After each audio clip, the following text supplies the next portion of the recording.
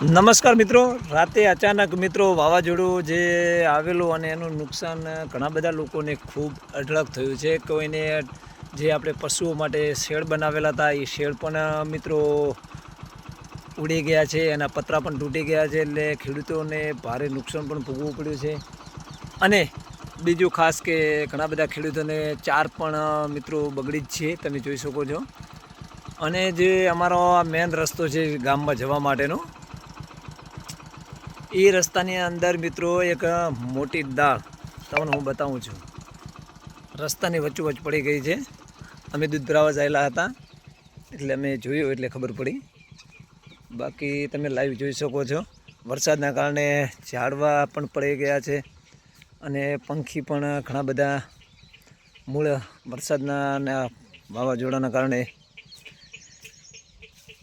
નુકસાન થયું છે.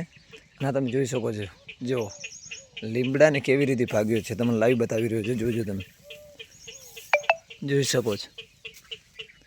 જુઓ તમે, આ વાવાઝોડું હતું, આ વાવાઝોડાની દાળ જો ક્યાંથી, અહીંથી લીમડાની દાળ કપણી છે અને આપણી અહીં રસ્તાની અંદર, રસ્તો ઓલરેડી બ્લોક છે, કારણ કે હવે બધા લોકો અમારા આ બાજુના સાથે ભેળા થશે અને આ ઝાડને પણ અહીંથી હટાવશે. અને કોને કેટલું નુકસાન થયું છે તે કોમેન્ટ દ્વારા જણાવજો.